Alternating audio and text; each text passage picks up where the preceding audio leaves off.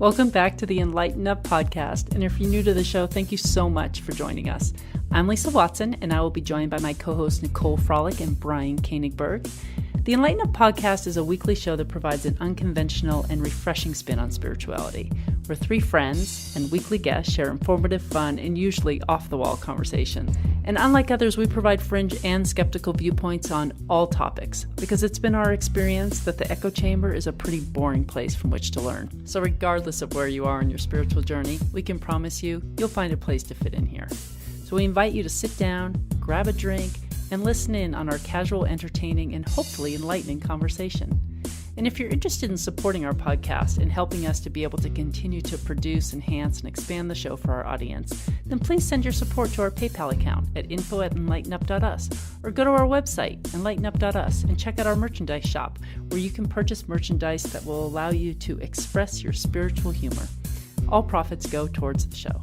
Thank you again so much for listening and supporting us. And now let's jump right into the episode. Hi, everyone. Welcome back to enLIGHTenUP. I am here with Lisa and Brian, and today's show, we're going to be talking to a man who was in the Marines and has had several experiences that he calls the 7 events. This started with an awakening, but Dave Parsons is joining our show. He is a native of Arizona, joined the Marines at age 17, and is a Gulf War veteran. After 7 years in the military, he obtained a degree in engineering, and for the last 15 years has pursued a career in the aerospace industry, working mostly on missile programs from the government and military.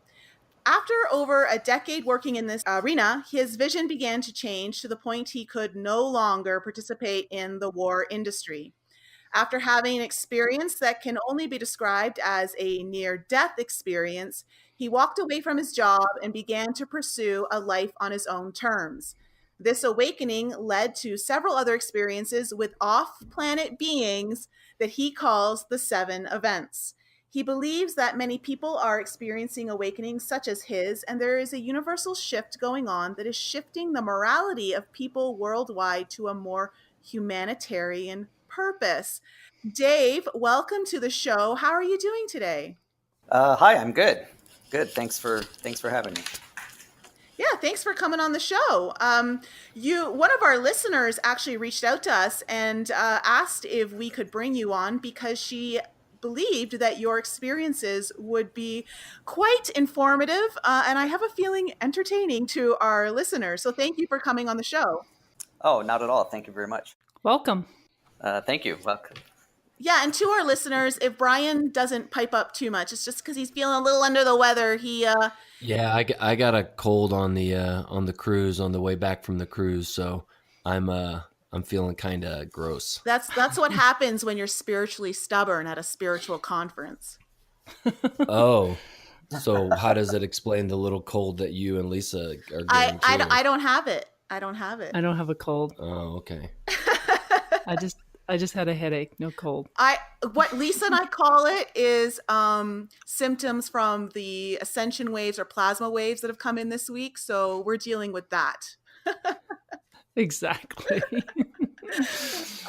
So Dave, gosh, where do we start? Give our audience a little background into who you are, because you joined the Marines at 17, you were in the Gulf War, and you worked in the military for quite some time. How did you start there? And then what transitioned you out of it that kind of like woke you up and made you want to leave? Yeah, well, I think you gave a pretty good introduction there about my past. I joined, I was like a straight A student during school, and I graduated at a very early age. I actually had to wait to turn 17 to join, the Marines. I did that for about 7 years. Was deployed to the Gulf War during 90 and 91. Endured that. Came back out. It was kind of lost on what to do, so went to college, got an engineering degree in chemical engineering. Did a few jobs here and there in the chemical industry. I was an environmental engineer at one point until I figured out that was kind of a scam. Didn't want to do that. I ended up in a roundabout way in the aerospace industry. building, with military contracts, building missiles and warheads and rocket motors and that kind of thing for a company for a while. And I really don't know what, occurred to make a shift, but or change in that. But I just found myself at a point where I just couldn't function anymore for some reason. I just couldn't drag myself into work and do the job that I had previously been really good at. I was moving up the ranks, climbing the ladder, that kind of thing. The American dream, buying a bigger house every 5 years, and that constant bankroll of debt that everybody's trying to pay off. And I was really good at that game. Yeah, the game, right? I'm in the game, Matrix. Yeah. Yeah, if you got extra money, let's go buy something bigger because the neighbors, right? Yep. So I was good at it. I was getting promoted. I was working myself to death, working harder than everybody else, and then I don't know why or when. This is the part that's hard to explain. I really don't understand what causes this kind of thing, but I just stopped. It was just plainly, like some people I think call it burnout, or they have a midlife crisis. I think that's a term that's used for this, where these guys just burn out and they get up and just walk out of their cubes and and do something else. Go, they just can't go anymore. Just the fact you're in a cube would, yeah, explain that. Yeah, and see, that's a transition. Before I was like, I used to live in a hole, right? So what's a cube? It's inside. You got a roof.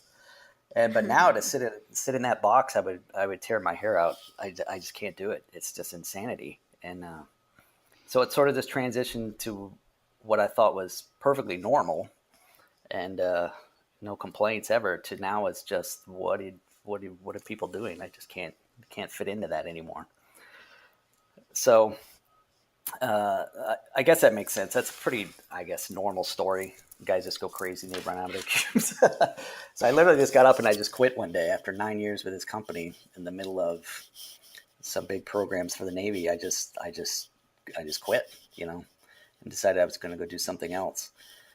And leading up to that, I had, and I think this is significant, I had a lot of back pain. And so I'm going to get into what I think is a Kundalini type of awakening, which I had never heard of before. I had no idea. But I had a lot of back pain. I thought, well, it's just from sitting in this cube. And so I changed chairs, and eventually I ended up just having a stand-up desk. I was in so much pain that I just couldn't get rid of it. And within a few days of quitting that job, it went away. It was completely gone. I think that was significant. I didn't know anything about it then, but as I go on, this will make more sense maybe. So within a few months of leaving, I just completely went through some sort of metamorphosis. My diet just changed like automatically for no reason. I just suddenly couldn't stand some of the foods I hadn't eaten for years and years. I went to a very clean, heavy fat diet. I think this low fat diet is just a huge mistake. And I was just feeling extremely different. And so I just ignored it as like, well, this is the first time in my life I've never had to work, 40 hours a week, Monday through Friday for, decades.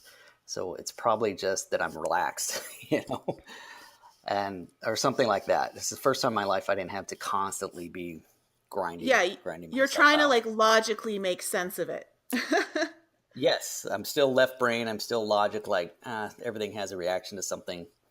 There's nothing. You're going basically on. doing what Brian would do, like just looking for all like the obvious reasons of why it might be happening. Well, what I think most people would do. I think even I would do something like that. I do that now. Yeah, we still are so connected to this 3D matrix. Like it's just your first instinct. Well, okay, maybe it's not my first instinct now. Well, yeah, you're exactly right. I come from a very strong science background. I work in the science industry. I'm really good at it. I'm really respected in that field. So there's got to be a logical, mathematical reason for whatever's going on. And so I was searching for that. Even though I knew something was very different, I just I didn't really know what to make of it, other than I just cashed out my 401k and I'm living off of that. So, and I really Hey, we know someone who's done that. and I really have no plans on what am I going to do in 6 months. I don't know. But today I'm drinking coffee outside. So that's It's a great plan. But you know what? That's a very common response to people who are going through a spiritual awakening. I know that now. Yes, I fully understand. That's how many people begin to exit the matrix. And Yes. basically, it's basically a big FU to everything the matrix tells us we're supposed to do with our investments, with our money, because there's so much fear around spending our savings, spending our investments, because, you know, God forbid you actually use them to discover things about yourself or use them for a form of enjoyment at an earlier age. Right. Yeah, you enjoy it now, but no, you save it for when you're 70, maybe, and that's the game, and that's the game everybody plays. And I'm just extracting myself out of the game. I'm not doing that anymore. My friends would look at me like, "Well, what are you doing?" Like they're very confused. I'm confused. I don't really know what I'm doing either. But they would say, "Well, how do you plan on retiring?" And I'm like, "Well, I'm retired right now." You know? No, totally. You know? Exactly what I did. And they say, "Well, you can't be retired. You're not old enough." And I'm like, "Well, what do you think you're going to do when you're retired? You're going to be doing exactly this. I'm just doing it at 40 instead of 65." And they just get this real confused look and like, what is it, you know? Yeah, it's a very common response. I'm quite curious. So for our listeners to understand, when you had this shift in your diet where like one day you just all of a sudden don't like the foods you were so used to eating, that is often, you talked about perhaps you weren't aware at the time that it was perhaps tied to a Kundalini awakening because of your back pain and all of that. But when your energy shifts dramatically within your body, when you start to awaken that part of you, your higher self is now a lot more connected to you, and your internal guidance shifts in ways that you may not realize it's actually guiding you. And your whole way you experience things changes. And so now you don't respond well to the lower frequency foods that, we're taught to like eat this kind of low fat diet, which actually isn't very healthy for you. Because there's a lot of processing that happens to your food to extract the fat out of it. So you are instinctually, your body's just telling you not anymore. And there's quite a strong spiritual energetic connection to that many people don't realize. Yes, I would agree with that. And I understand all of that now. The problem is when it happens to someone that, at least with me, I had no idea what was going on.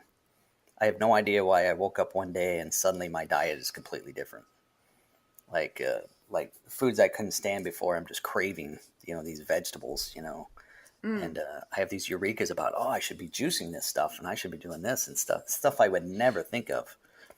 And I just have these urges, and that's that energy shift. But when it's happening, I don't know, like, my energy is shifting. That's why it's this real bizarre experience you have to go through that you don't know why you're doing what you're doing.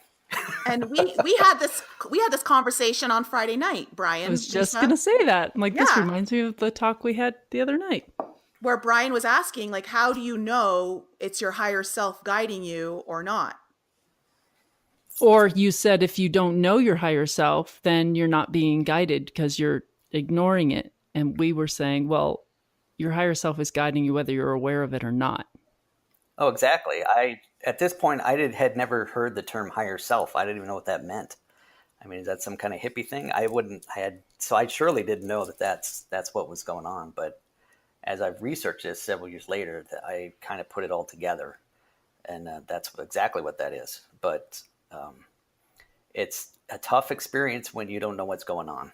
I guess that's what my point is. This back pain, it took me 2 or 3 years, and I read something about a Kundalini experience where this energy flows up your spine through your chakras or something, double helix, something, and then you have blockages in your chakras, and that energy will ball up and cause a lot of pain, and I'm like, that's what that was. That was the very beginning, is this back pain that I went to surgeons, I went to chiropractors, had an MRI.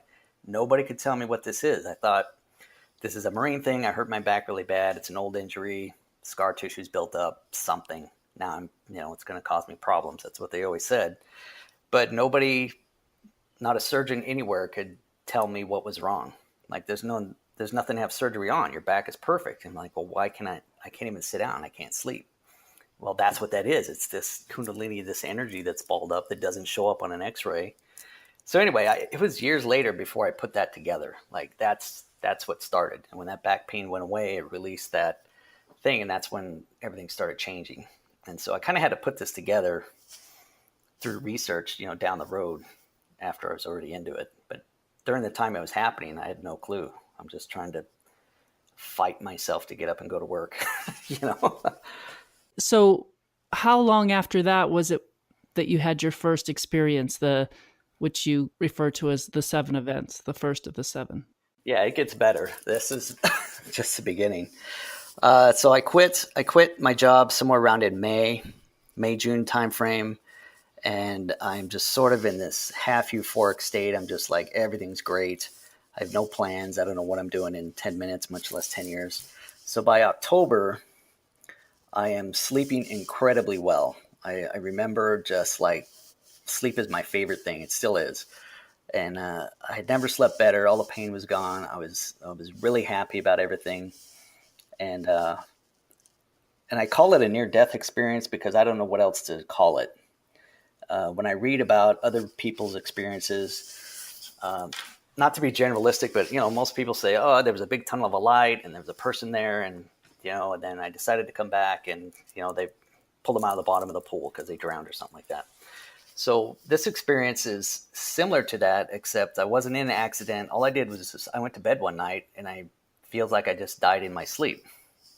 And I came sort of, I'm going to say, out of body in this very, very vivid, extremely realistic, awake state.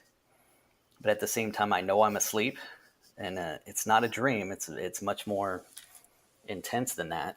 And there's, as much detail as I can get. So I wake up, and it's complete blackness. I'm in the blackest, deepest, darkest space that there is, and there's a person behind me.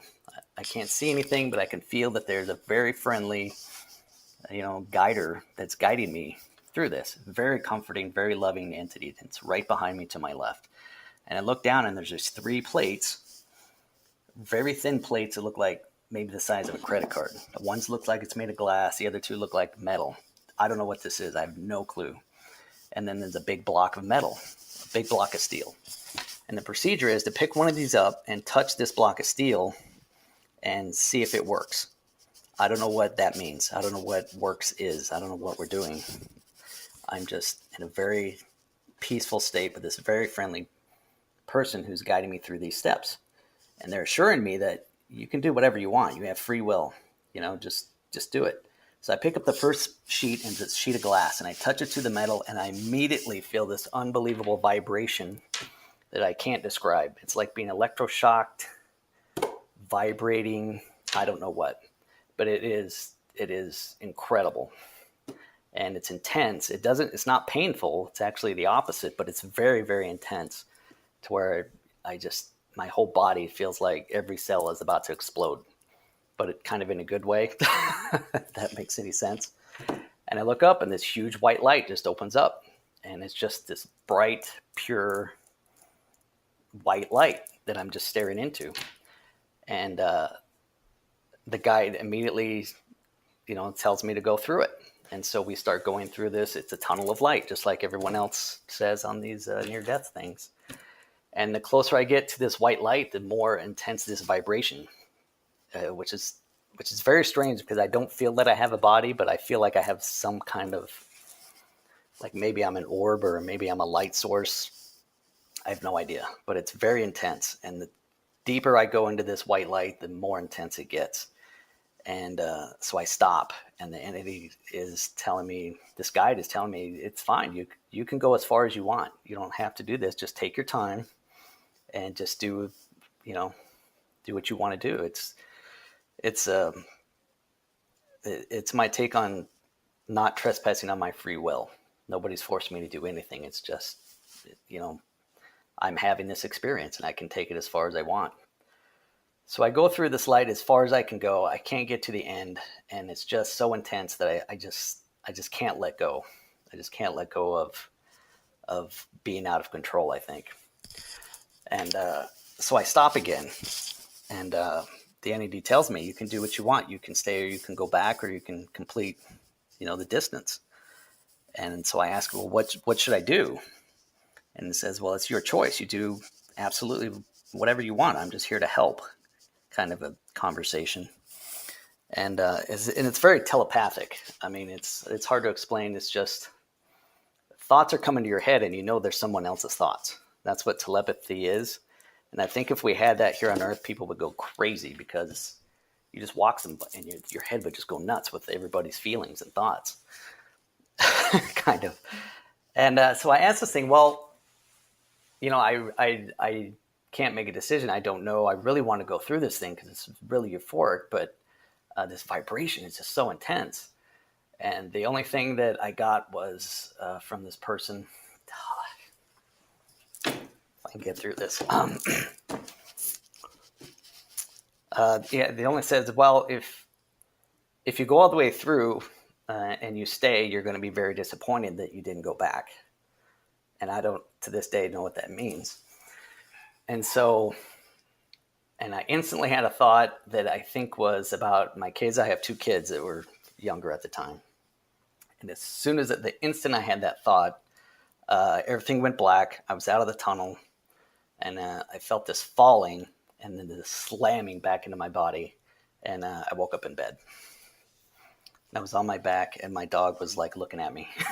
And this was, which never happens because it just sleeps on the end of the bed. But now she's sitting up by my head, just staring at me like I don't know what I was doing or what was going on. And it was, 2 or 3 in the morning. It's the middle of the night. And I was so relaxed and so that I couldn't even move. My muscles wouldn't even respond. So I probably laid there for about 10 minutes, just unbelievably good feeling. And I remember thinking, well, that was weird. I wonder what that was. And I just went back to sleep, and I got up in the next day. And so that was what I call the first event. Wow. That was really like it definitely sounds like a near-death experience, because everyone talks about the tunnel and going to the light. And if you go all the way through, you basically leave this realm. So you were just kind of shown that and told that if you would leave, you would regret it. So it sounds to me that you had more to do here during this time that wasn't complete. That's the feeling I got. That after that, several months after, do a lot of research, and you research into people that say you're reincarnated here, and some people come back because they have a purpose they want to serve, and then return and things like that. So that sort of matches up with the feeling I got from that. But right after it happened, did you think it was just a dream, or did you think it was something more? I thought that was the most intense dream that I've ever had. And I have to try to explain that I am not like you and I are talking right now. We have a lot of sensibility, we have a lot of left brain, we have a lot of logic. But in the state of mind I was in at the time, I am just not thinking of any of that. I just get up the next day and I was like, well, that was really weird. And just didn't put any logic to that of trying to analyze what was that or what's going on, anything like that. I was just this very happy sort of just out of it, just in a very euphoric state. I just got up, I made coffee, I went outside in the yard, and I just sat in the grass and stared at the clouds and wondered how they get there. And it was, I didn't think anything of it other than You're enjoying your freedom from the Matrix. something is very switched off in my head, and something is very switched on in its place. And so what I've decided is that during this time and the next following months after this experience, I feel like my left brain is turning off almost completely. And when your right brain takes over, Everybody thinks that would be great because you're just living in the moment and everything is great and you have no thoughts of anything except enjoyment right now. But your left brain is sort of your survival. That's what keeps you alive. Like you got to eat 3 times a day. You need to stock food in the house for tomorrow, that kind of thing. You have to think ahead a little bit. And those kind of thoughts are completely gone at this point. So when I have this experience like this, I'm not thinking of anything. I'm not even thinking of telling anybody. And by the way, I've completely extracted myself out of society. I haven't talked to any of my friends. It's me and my dog. I have some chickens in the back. Nobody else. I'm not calling anybody. I'm just it's just gone, just extracted. So I'm not telling anybody what's going on. I'm not talking to anybody. Which is very common. Introverted. Yeah, very introverted, right. And not able to even. A lot of people are scared to talk about this with other people because they're not sure how people are going to receive the information. Oftentimes we're scared, people are going to think I'm losing it, I'm crazy. So it can be a very, what's the word I'm looking for? Timid, like a topic to kind of really extrapolate on with people. It's I was in such a state of mind, I didn't even know other people existed. I'm just walking around this place, just going from place to place, and I'm just in this, I don't know, it's hard to describe. Like my eyes might be spinning. How long did that last? About probably 1.5 years. Nice. Whoa. Oh, yeah. Okay. It took a long time for me to kind of come out of it. And that's just the start of it. So I had this experience, and the next week after that is just like, I'm this euphoric, just out of space. Time has no concept. I'm just sort of drifting. I can't wear shoes. I went through a phase where putting shoes on my feet was like claustrophobic. I understand how claustrophobic people are now, where they just go nuts over stuff. That's what wearing shoes was like. I was wearing flip-flops or barefoot everywhere I went. I just couldn't stand it. And I don't know why. It's just these weird, bizarre things were happening. And I went through that. Is that a thing? For a short period of time. Okay. Yeah, same thing, that I wore flip-flops everywhere. I couldn't stand putting shoes on. Yeah. I would put my shoes on to go do a workout, and as soon as I was done, I would take them off. Like when I got in the car, I would pull them off to drive home. Yep. Exactly. Great. I feel better now. Like, is that a thing? Because I'm reading everywhere. Is this a thing? No, it's totally a thing. Even when I moved to the Cayman Islands, one of the best things that I remember, one of the things I loved about living on the islands, and this was very prominent in my mind, was how much I didn't have to wear socks and I didn't have to wear shoes. I loved it so much. And that was during a huge part of my awakening.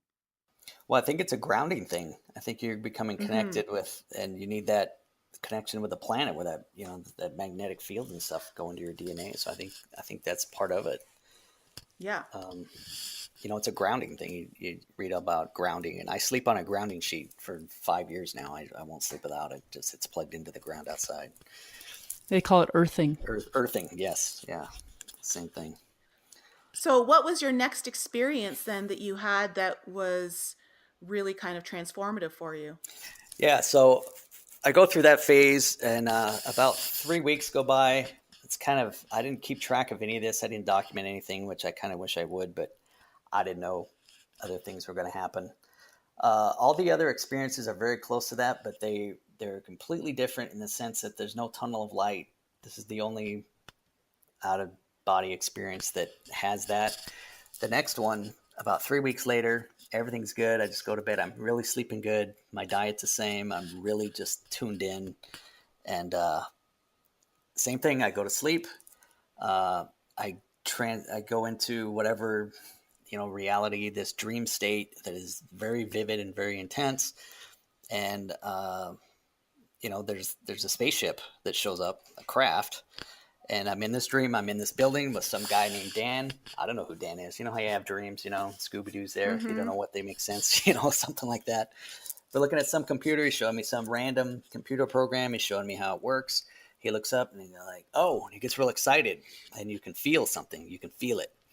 And for some reason, there's no roof on this building. And this spaceship goes over. This craft. And I can draw it. I can see it plain as day, like it just happened. And it goes over, yellow lights in the window. It's like a little disc. It's got a top and a bottom. your typical UFO, right? It just, this is what happened. I'm just saying, this is what happened. So he goes over and he seems to know what this is about. And it flies over. It's dead silent. Has a weird way it moves through the air. It doesn't fly like anything I've ever seen. It just slips through the atmosphere. And it's got this really weird look about it, about the colors and the metallic and the lights are very different. And then it goes over there behind this building. It lands.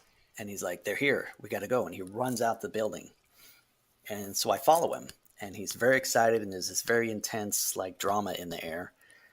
And so these beings come out of this, come out. I can't see the ship, but they come out from behind this building. There's two of them.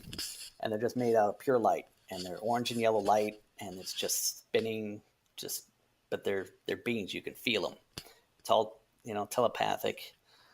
And they're right there, and they start coming towards us. And the closer they get, I get this vibration. Every one of these events, I have this unbelievable vibration again. And I think it's from being in another energetic plane. I don't know what the vibration is, but it's very intense. And the closer these beings get, the more intense it gets. They don't say anything. They have an attitude that they're very friendly. And I feel like this other human and I are just like puppies. And they would, how you just play with puppies, and you roll them around and the puppies have no control over, they just getting manhandled. I feel like we're the puppies and these things are going to play with us.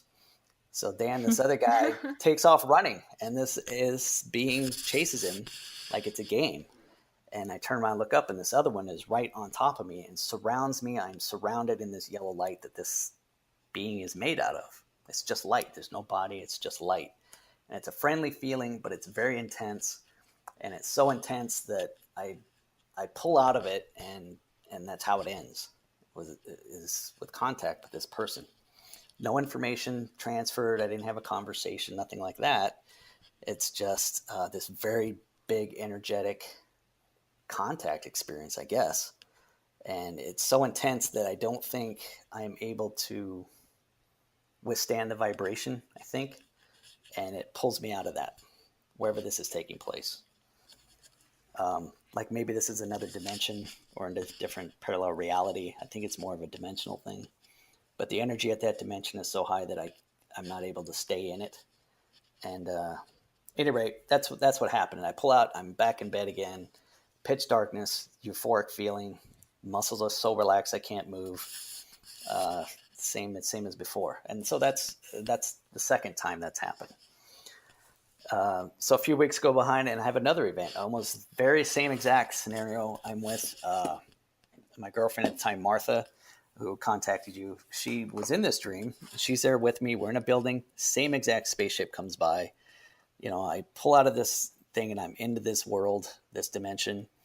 Same two looking beings come out of this spaceship and do the same thing. But it's me and this lady Martha that I'm dating at the time, who I still talk to. We're really good friends. And so she's in this dream with me. Did she have the same experience?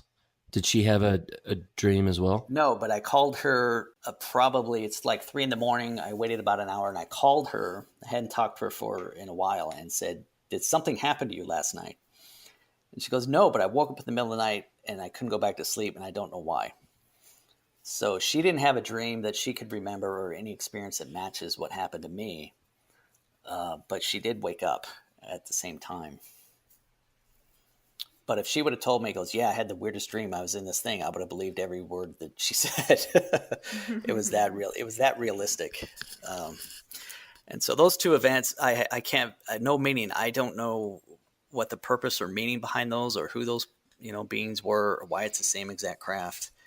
No idea what that's about, but they're very real events, and they affect you. They affect me for the next week after. I'm just in a really, really weird state of mind where I'm just like in a euphoric. I'm just walking around, just in this euphoric state.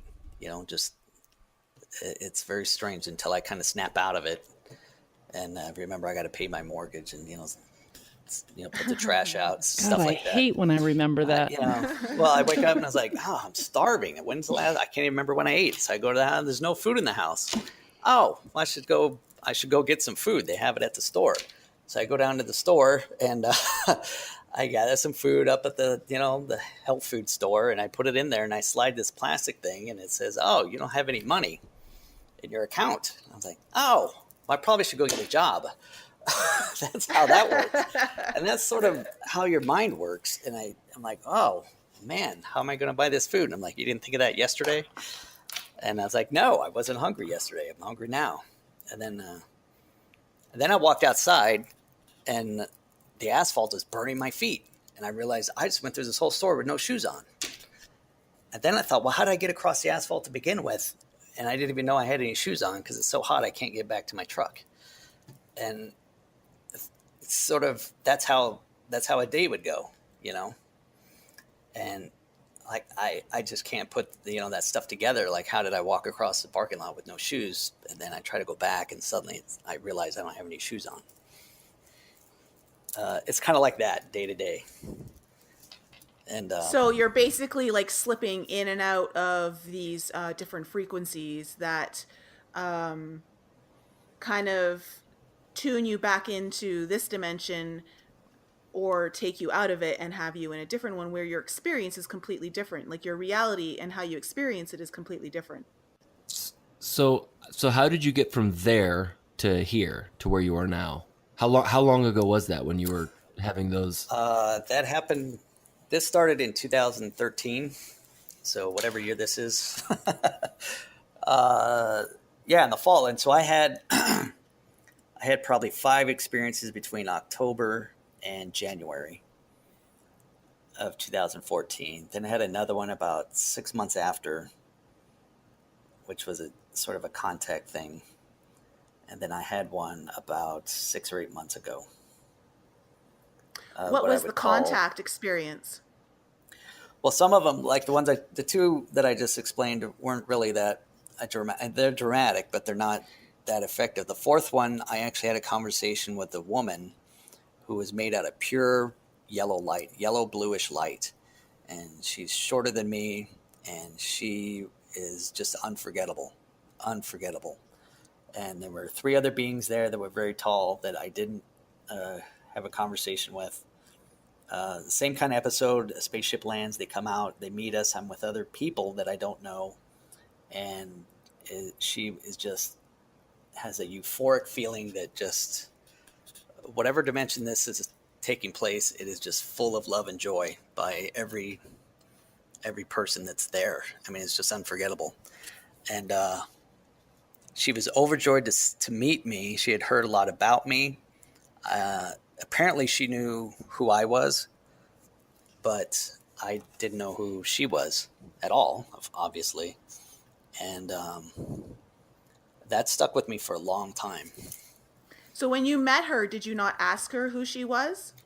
I didn't think to ask anything of like, where are you from? Because I hear these stories about abduction stories or just contact stories, and they're like, oh yeah, I'm from this planet system and I'm here for this and that. And I don't have any conversations like that. I don't know where any of these beings are. I'm just in awe. I don't even think enough to ask any questions. I'm not thinking logically enough to think of it. I'm just in awe of the feelings I get just being around these people. And she was just overjoyed to meet me. And as soon as she tried to embrace me or hug me, that vibration shows up again, and it shocks me out of the experience. And that stops. Every experience I have is when as soon as I have contact with one of these beings, it ends. I come out of it. Why do you think that is? Well, I've been trying to figure that out, and I think it's just the vibrational state.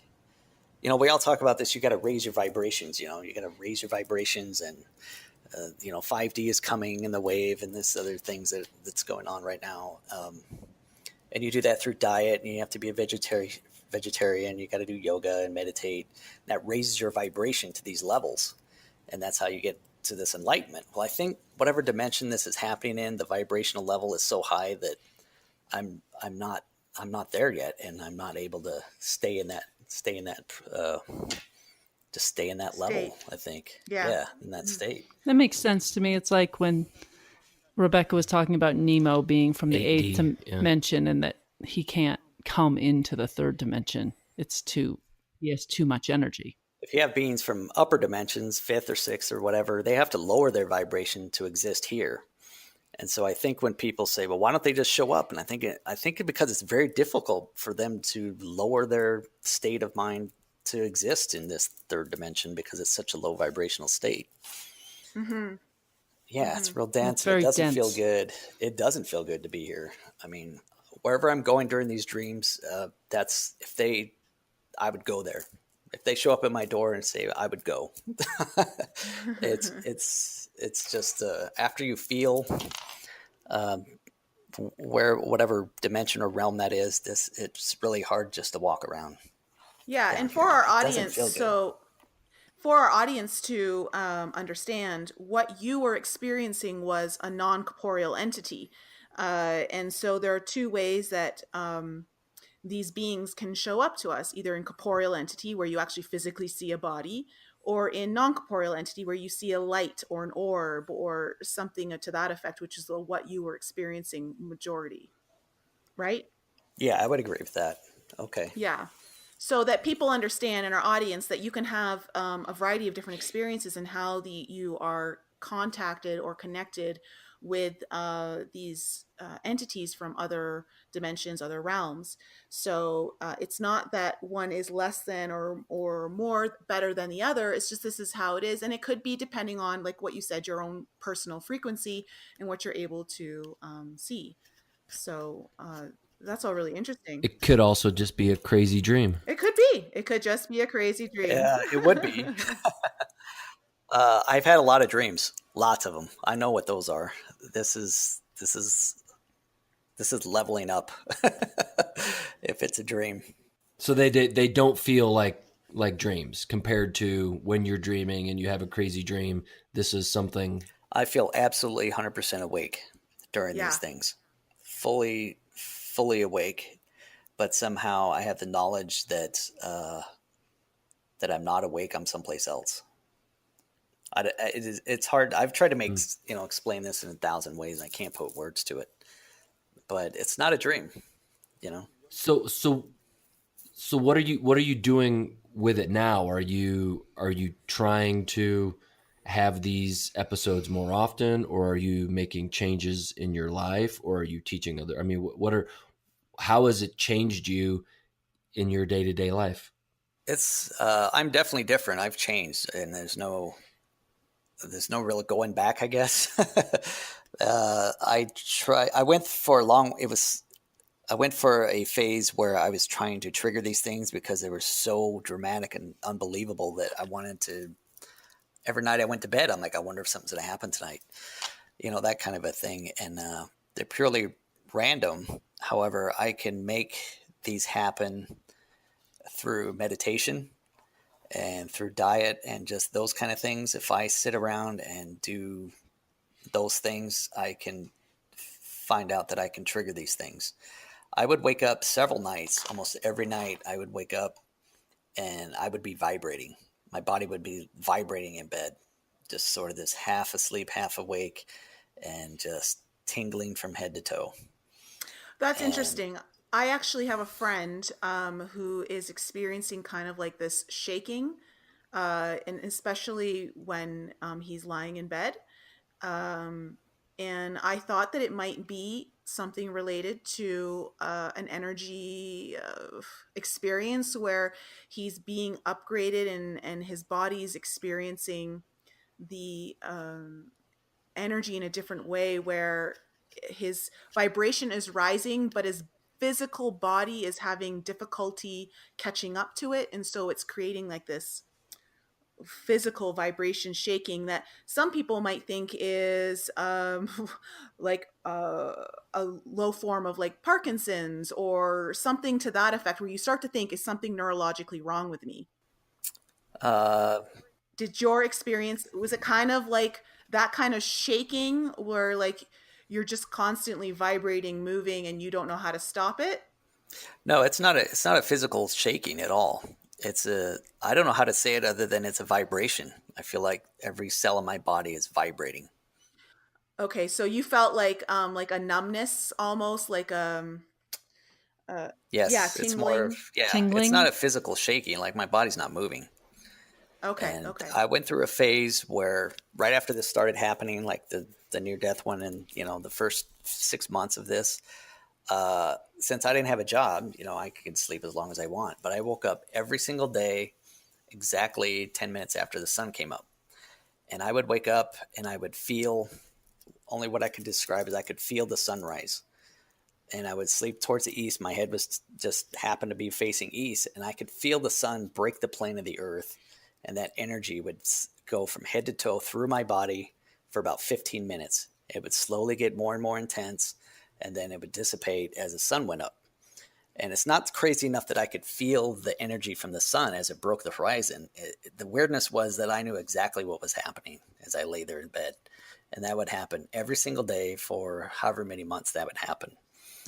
So whatever is happening to me, I'm so sensitive and tuned in to the magnetism of the earth and the planets and the universe that I could feel it in my body. And so I could Interesting. literally feel the Wow. sunrise every day. And that 15 minutes of laying in bed will charge you for the rest of the day. If by chance I ever had to set an alarm and get up early and I missed that sunrise event, my day would be just ruined. I mean, I would just be dragging, I'd be sleepy and groggy. And it's something about, and this goes back from when I was in the Marine Corps, we used to stay up all night long and you have some kind of guard duty thing or perimeter watch. And it was always the hardest time to stay awake. You could stay awake all night long, but that last half hour before sunrise, it would just be miserable trying to stay awake. And it's well known through the Marines, or probably all the militaries, that last half hour before sunrise is always when the attack comes, because that is the hardest time for people to stay awake. So it's something about the energy of the sun and the magnetism, because it hits tangent to the atmosphere, that energy that causes, people's, it affects your brains, kind of like a full moon effect. So the sunrise and the sunset have some sort of magnetic effect on people. And so I was feeling that every day just every day I would feel the sunrise. And so when I can feel the sunrise and I wake up and I'm vibrating and I'm having all these sensations and all this weirdness that I still can't explain, I can tell that I might have an event if I go to sleep. I might make contact, like somebody might come visit me or whatever this is. So if I meditate a lot and if I do certain things, these kind of things will start happening. Like I can kind of feel the moon when it rises and stuff. And if I get into that kind of state, then that's what was causing these dream effects, these dream events, what I call events. Do you feel the sunset the same way that you feel the sunrise? I had an obsession with watching sunsets there for a while during this time, but I didn't really feel them because I think I'm already awake and I'm up and I'm about. But if I was inside doing something and I could sense, it was getting late, I just had this thing where I had to go watch the sunset almost every day. I was just fascinated by the colors and just this weird, like if there were clouds in the sky, about how they would change just every 5 seconds. It was completely different sunset, and I would just stare at this thing for half an hour, barefoot in the park, just staring at these clouds. And for a 40-year-old guy that used to be an engineer, that I went through an obsession with the sunset, but I didn't really feel anything other than I couldn't believe how many colors you could see just by this, scattering of light as it hit the atmosphere at a certain angle, that kind of thing. I had all this math going through my head when I'd watch this, but I could feel the moon, I could feel the sunrise, but as a sunset, I think because I'm already awake that I didn't pick up on it so much. But you're not living in a cardboard box yet, No, right? but it's funny you say that. When I see homeless people, I often wonder if that's what is going on with them. They just don't have anybody to help them. I think people have these awakenings, and if they don't have help, I mean, I went through a phase I didn't even know if I could feed myself. I sold my house in a week because I ran out of money, because I didn't have the foresight enough to know that you got bills every month.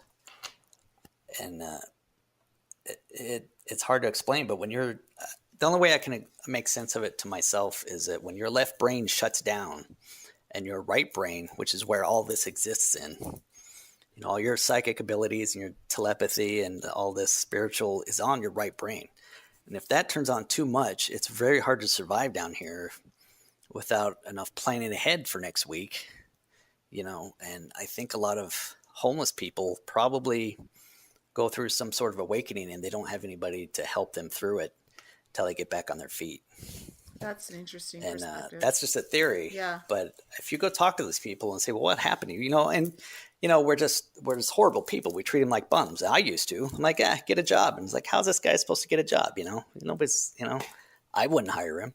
And so we have this, survival of the fittest attitude going on. And some of these people are probably the smartest, most brightest spiritual people there is. They just can't exist in this matrix, as you call it. They don't know how to make any money. They don't even want any money. And I went through a phase where I tried to live without money, and that was a complete failure. Nothing is set up that way. You have to have it, whether you like it or not. Right now, you have to have some money to do anything. Yeah. The trick is to find a way to work within this reality that still fulfills all of your joy, so that money is just is energy, and it's one form of abundance.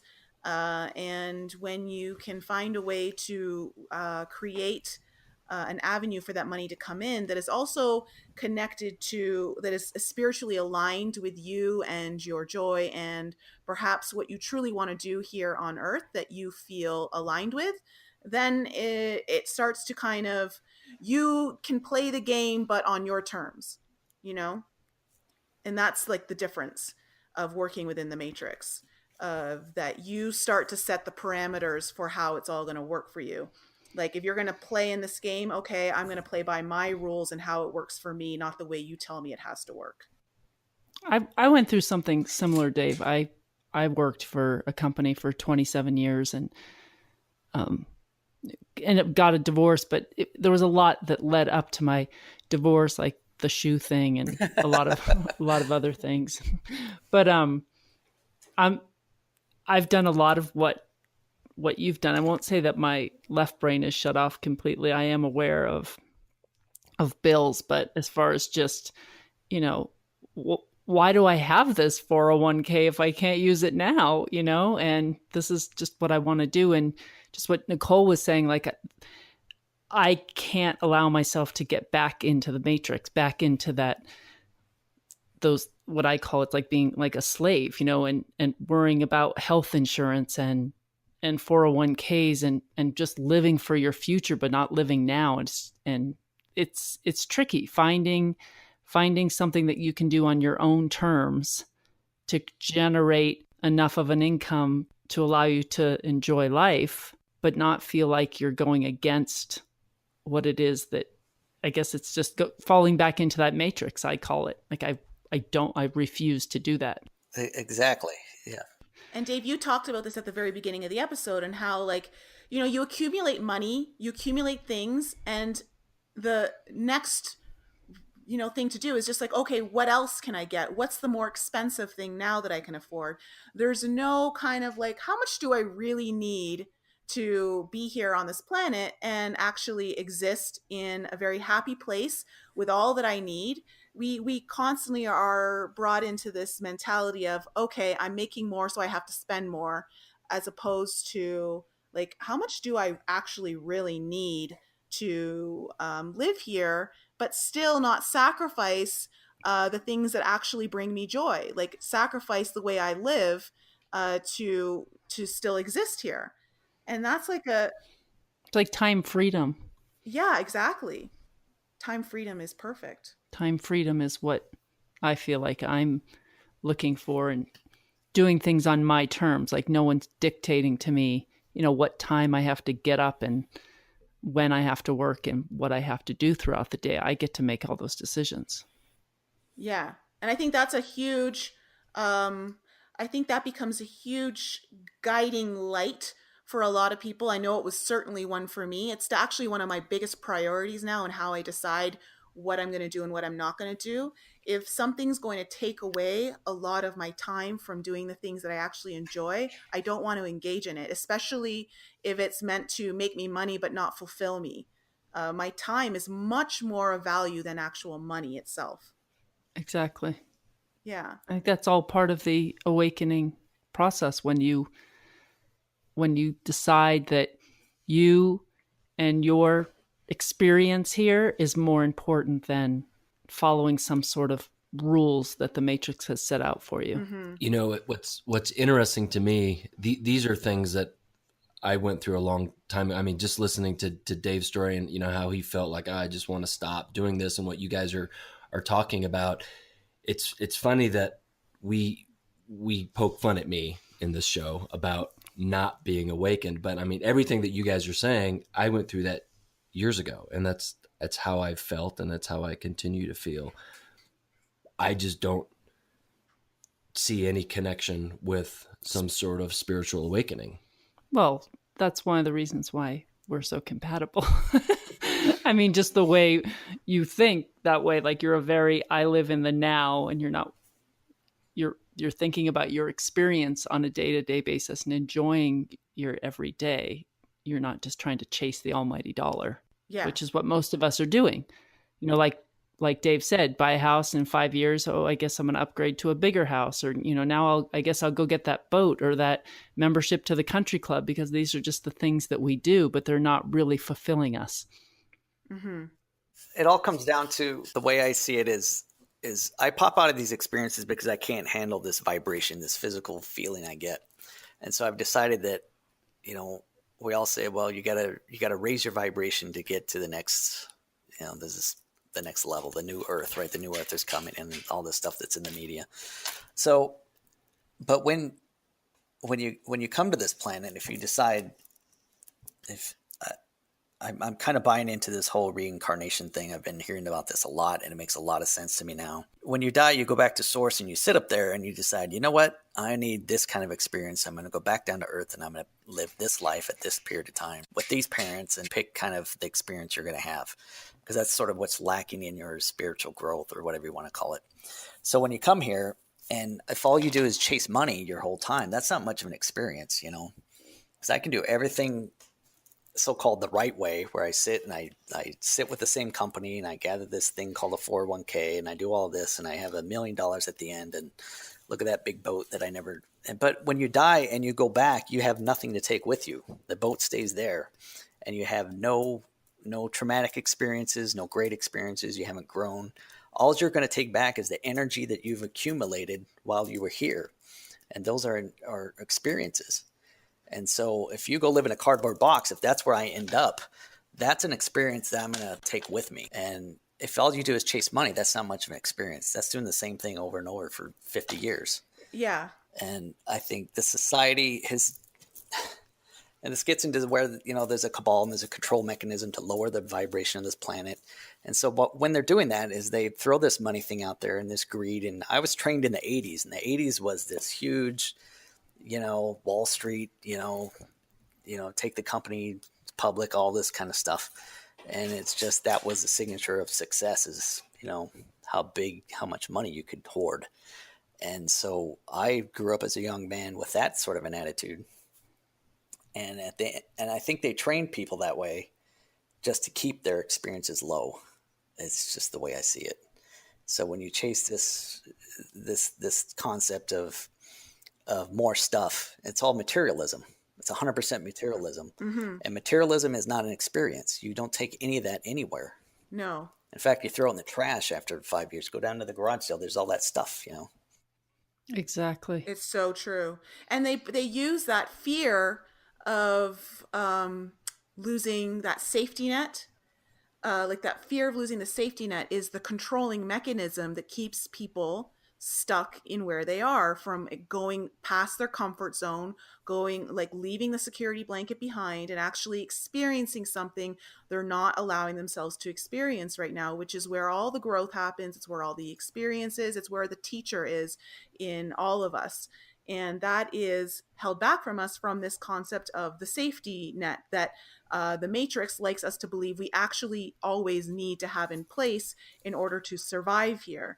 And again, that word survive is so ingrained in us as opposed to thrive.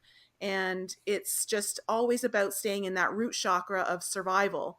And how do you like move through that root chakra and just stay there, as opposed to moving up the chakras into the second, which is where you have your creativity and abundance, into the third, which is where you start to really identify who you are, and finally getting into the heart, where a lot of this starts to expand in your experience and how you shift your perception of the world and how you want to experience things, and really leaving the ego and starting to experience much more of your world from the heart and a love-based reality. I'm curious, Dave, you mentioned you have 2 children. How have your experiences shifted, first, your relationship with them, and do they interact with this world in a different way since your own experiences? Well,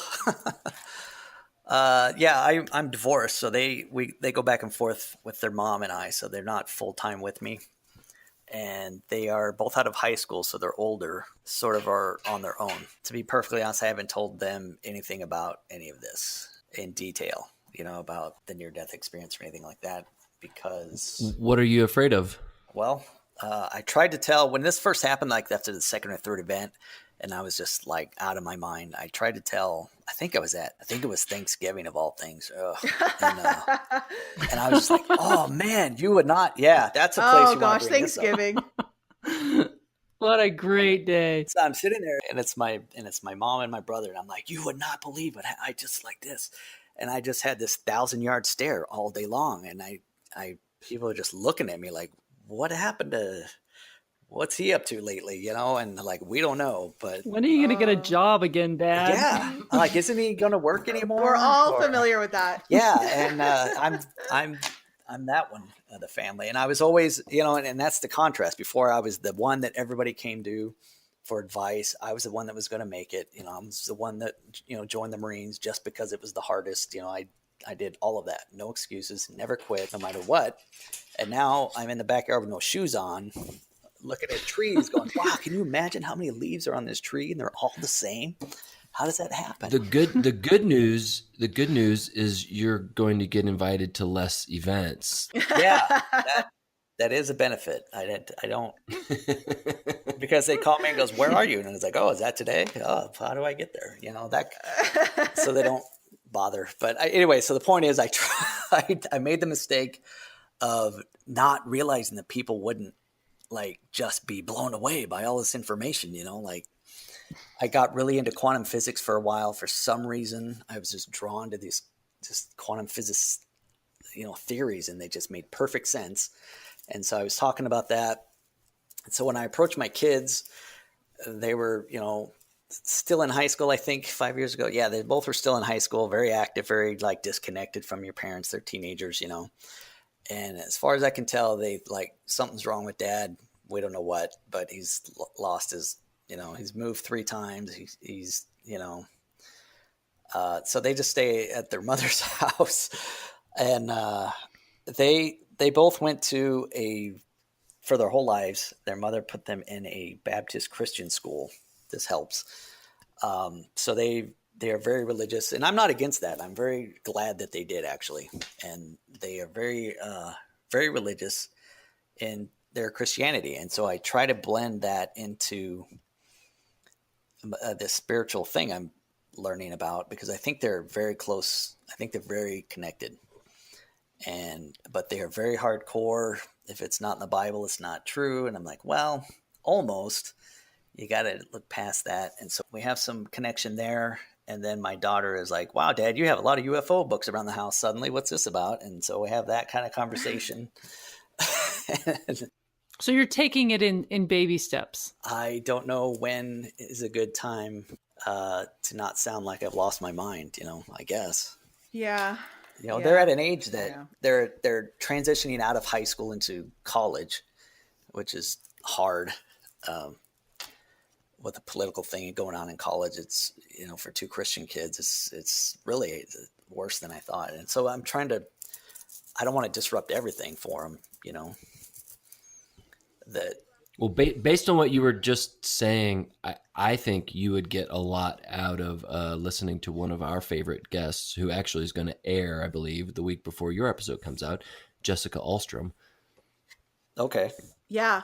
Yeah. Cause she has raised kids, while she was sleeping, so to speak. And then when she was awakened, and, she had a really cool approach with how she, broached this kind of topic with her kids.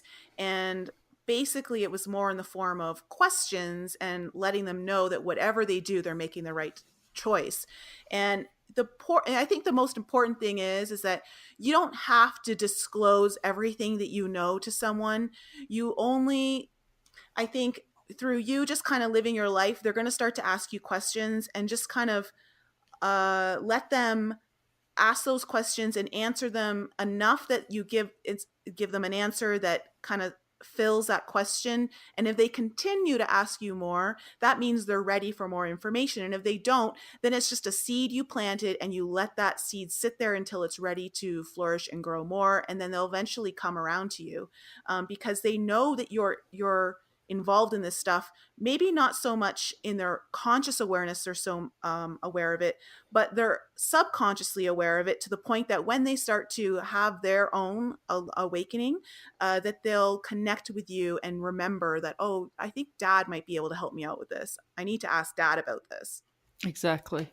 Yeah, I've kind of been doing that. I've been kind of dropping some hints here and there, along those lines, but and it's been a mistake not to at least bring something up, because I see a lot of disappointment a little bit, because they're still, living what you call the matrix. They're still in that, they're just starting college, and there's all this pressure of what are you going to do when you grow up, and you better decide in 5 minutes, and that kind of thing.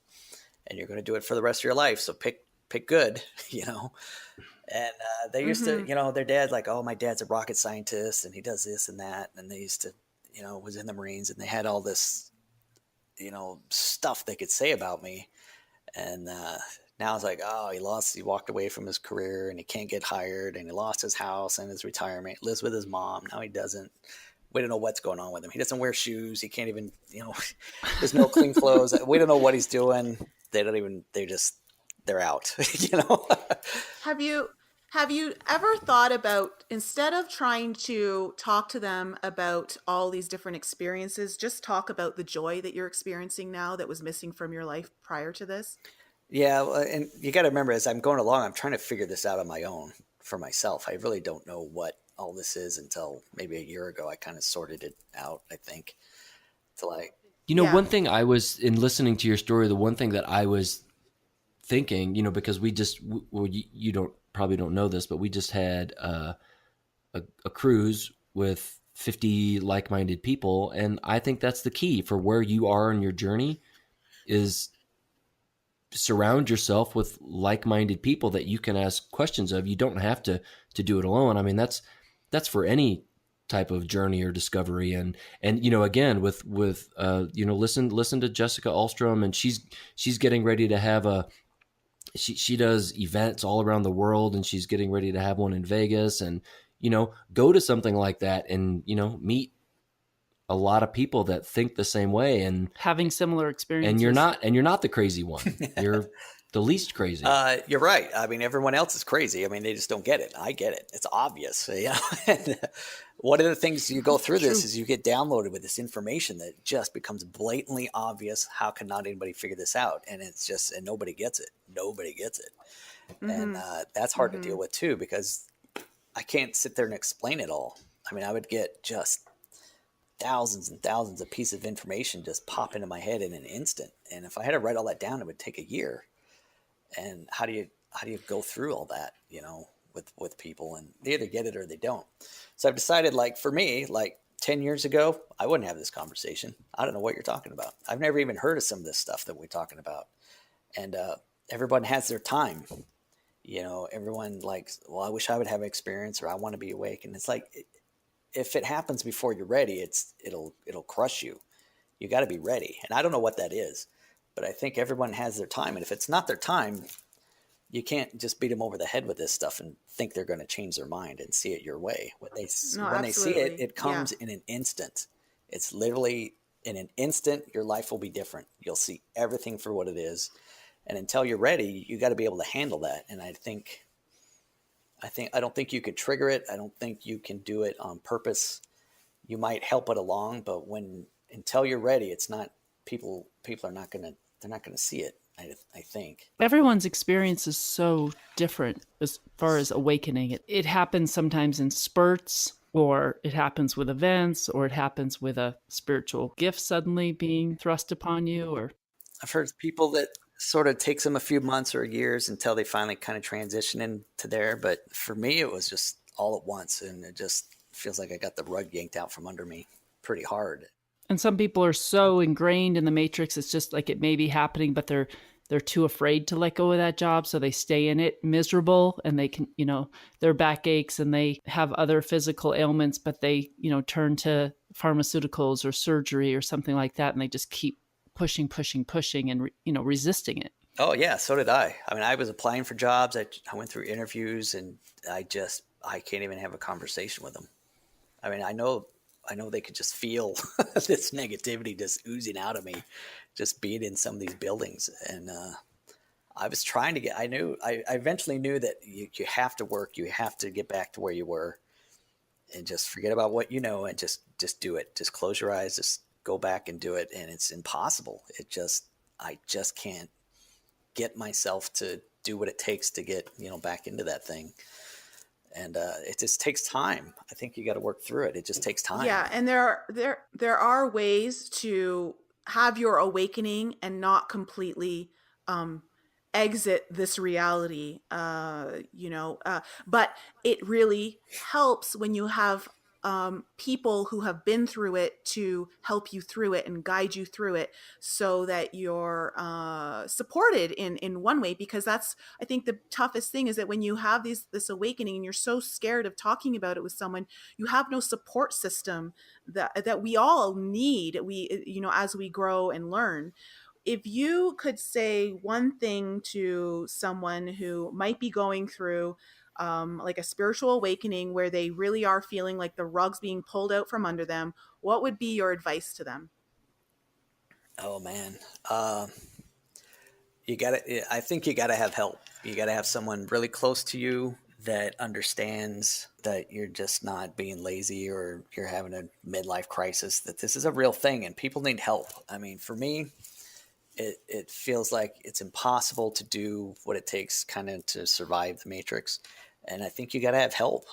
I mean, these people, I think, like I said, I think some of these homeless people go through similar to maybe exactly what I did, and they didn't have any help. And it's hard to explain of how you just can't function the way you normally would. And so is to find someone, I mean, you got to ask for help. You got to have like a place to live. You got to have someone kind of to watch out for you.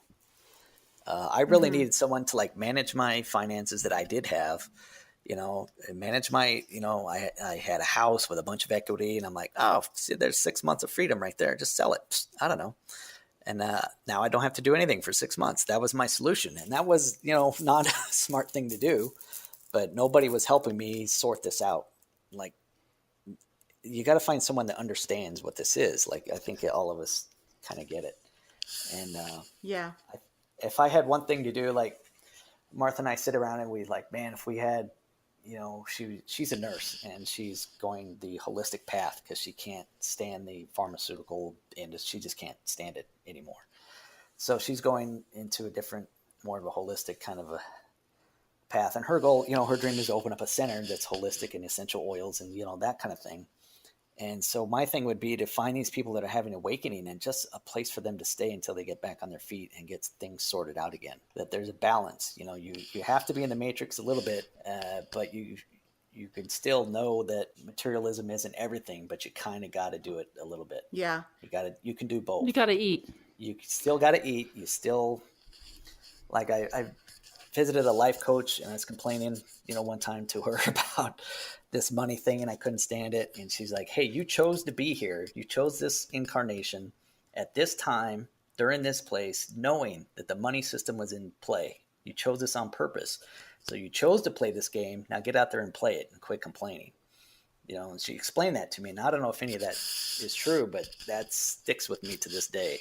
Like, I chose to be here. Now don't complain and get back out there and make some money and do it. Because So what are you doing today? I'm actually starting a job, believe it or not, this week. And it's the first engineering job I've had in 5 years. So I'm actually going back. Before that, I've been running, I do real estate. I've been making a little bit of money there with some friends that have a brokerage. So I have a real estate license, and I run a fly fishing company that make a little bit of money there. And I do a lot of woodworking. I'm a woodworker from a long ways back. And so that's how I've been making money, just a little bit here and there, just sort of like a hippie would do, I guess. And I don't know, just money here and there.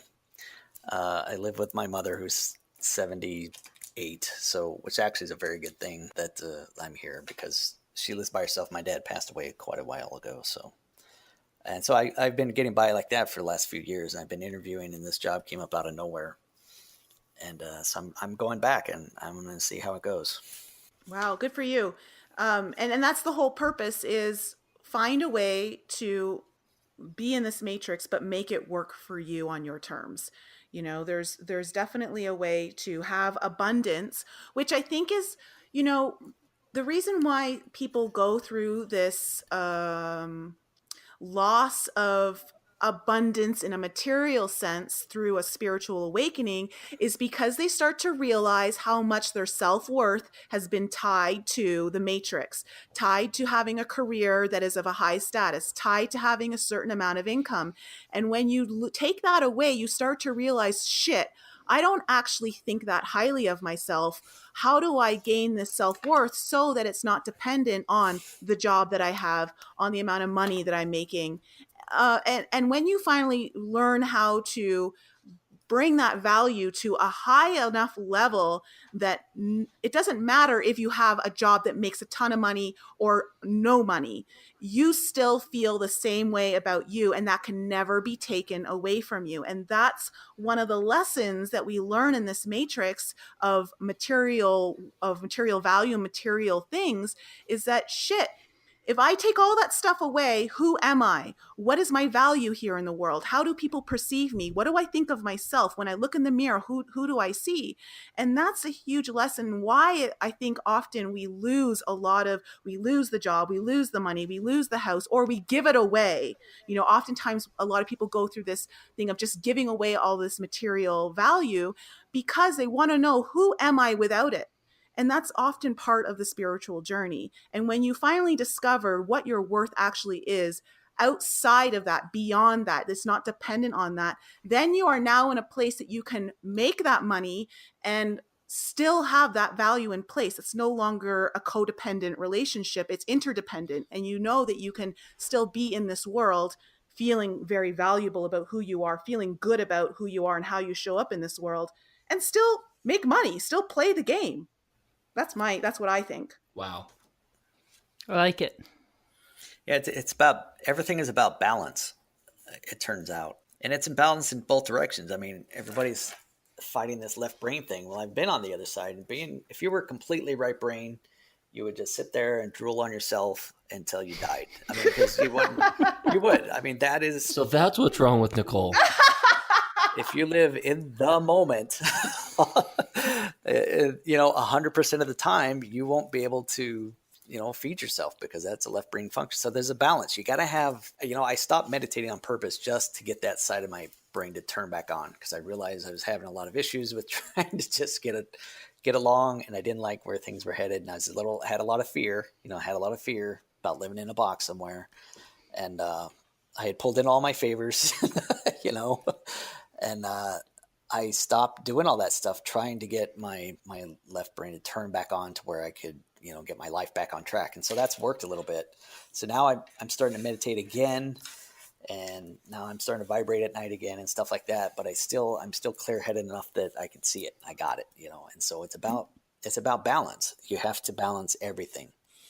And, Yeah. people ask, well, why is there so much, pain in the world and suffering and all that? Because if you don't have any suffering, then there's no joy. Because if all you had was joy all the time, you would be boring. And then when you get bored, then suddenly there's nothing, so that you have to have a certain degree of suffering. The happiest I've ever been was when I got back from the Gulf War. And all I did was like run my feet through the carpet. And it was the most, I could remember to this day, well, why does this carpet feel so good? I've had carpet my whole life. But if you go 7 months with and living in a hole that's half full of water, this carpet is really good. And the joy is still the same. Doesn't matter what it is. Yeah. No, totally. You got to have that contrast. You got to have that darkness, and then once you experience that darkness, the light is that much brighter. And so you got to have balance everywhere. And so you got to go back to work and sit in that cube for a while, because then that's what makes the weekend so great. It's that kind of, so you got to do that, I think, with everything. Well, it's the law of duality. It's why we live in a polarized world, so that we can experience the extreme of the polarizations to know where the balance is. And there's no way of knowing the balance until you go to both extremes. And that's why we're here. And every time you come back into balance, you'll probably go back out to somewhere within that range of the extremes to experience more and learn more. And that's all we're here to do, is to learn from our experiences. And so we put ourselves in situations where we do go into the extremes, but then we come back into balance through our learning and understanding. And then we're like, okay, I'm ready for more. Let's push the envelope again. I've integrated, I've processed. Now it's time for more. And that's just all this. It's a constant flow of energy. Energy expands and contracts all the time. So we're just in flow with energy. We expand out into those other areas, and then we contract in when we have to process and integrate. It's all part of nature. Yeah, something like that. Well, thanks so much. Thanks, Dave, for being on the show. It was a great conversation. And I think it's going to be really helpful to a lot of people who are not just starting their spiritual awakening and all of that, but also people who are well even into their spiritual awakening and understanding how they might be able to help those who are newly awakened and be a support system. And I think that's one of the reasons why, we started this show, was because we know how scary it can be when you're alone. And having this show and sharing everyone's experiences allows people to know they're not alone. They're not the only ones thinking this. They're not the only ones going through all of this. And there's a place where they can feel like they're in a circle of support and familiarity. So thank you for coming on and sharing your experiences. Yes, thank you. Oh, yeah. Thank you for inviting me on. This has been great. Yeah. And to our audience, if you are someone or know someone who has had experiences that are similar to a spiritual awakening, or you know someone who could be of value to the show, contact us, send us an email, info@enlightenup.us, and let us know, because that's what Dave's friend Martha did. She sent us in an email letting us know about Dave. And we're just so happy that we could bring him on the show and give him the space to basically express what he's been going through, so that we can all learn and understand more. So thank you very much. All right, everyone. We'll catch you next week. Thanks for joining us, and we'll see you next time. Bye. Thank you all for joining our show today. We appreciate you tuning in and supporting us. If any of you have any questions you would like answered on the show, or any guests that you would like to see us have on our show, please email that information to us at info@enlightenup.us. And please follow us on all social media, Facebook, Instagram, Twitter, and YouTube. And if you haven't checked out Nicole's channel on YouTube yet, head on over there for more insight from her, or visit her website, inflexibleme.com, where you can book a personal coaching session or a tarot reading. You can watch some of her most informative videos, or you can sign up for her newsletter. And if you're interested in some light language healing, head to my YouTube channel, Lisa Loves Love, or send me an email to lisa@lisaloveslove.com to inquire about your own personal reading. Thank you again for joining us and supporting us, and we will be back with you all next week.